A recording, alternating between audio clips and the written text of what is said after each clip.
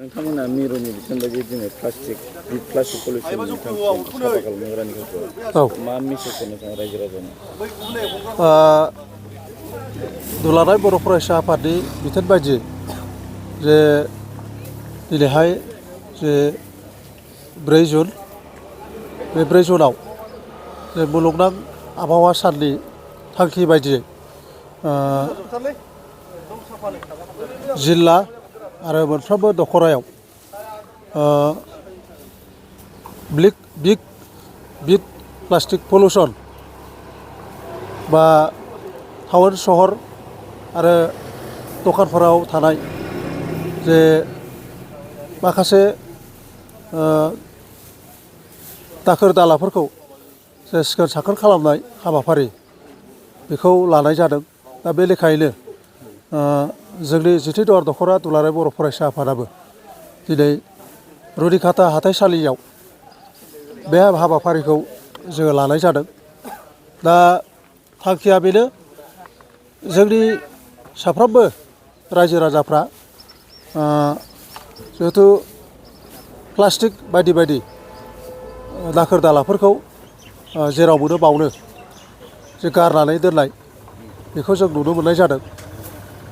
दा बैफोरखौनो जोङो सिखोन साखोनै लाखिनांगौनि थांखिजों बे हाबाफारिखौ लानाय जादों। दा दिनै बे हाबाफारिखौनो जोङो बे रुनिखाता हाथाइसालियाव मावगासिनो दङ। दा जोङो रायजो राजाखौ जों खावलायनो लुबैदों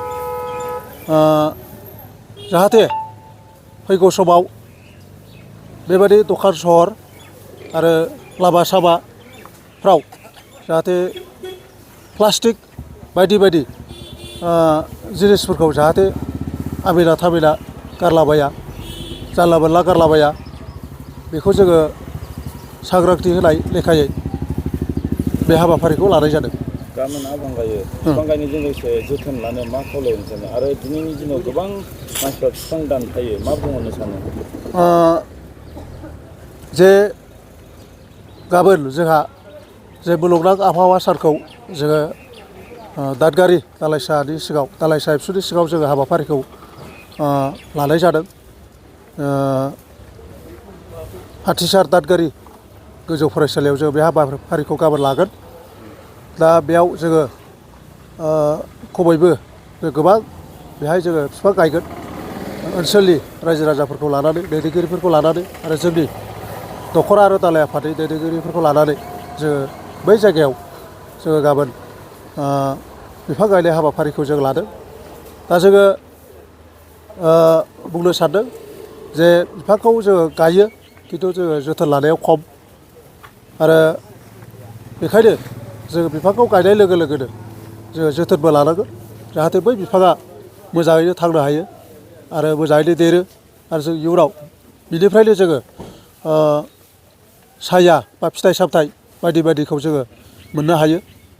आरो आङो खावलायबावनो लुबैदों जोंनि माखासे सुबुंफ्रा दिनै बिफां दानफायनाय बा दंफां दानफायनाय बैफोर खामानिखौ मावगासिनो दङ। दा बैफोरखौ जोङो होबथानायनि बेब'स्थाखौ लानांगोन, बन्द' खालामनायनि बेब'स्थाखौ जोङो लानांगोन, जाहाथे फैबाय थानाय समाव जोंनि जे बारहावा बैफोर बारहावाफ्रा जाहाथे मोजाङैनो थायो आरो गोजोनैनो थायो। दिनै गोबां बेबादि बिफां लाइफां दानफायनायनि थाखायनो दिनै माखासे बिबांनि जे दै खम जालांबाय आरो माखासे दुंखावनाय थासारि बे जोंनि गेजेराव गोबां जागासिनो दङ। दा बेखायनो जोङो बिफां लाइफांखौ जोङो गायनांगोन, जों जोथोन लानांगोन। आङो बेखिनिखौनो बुंबाय।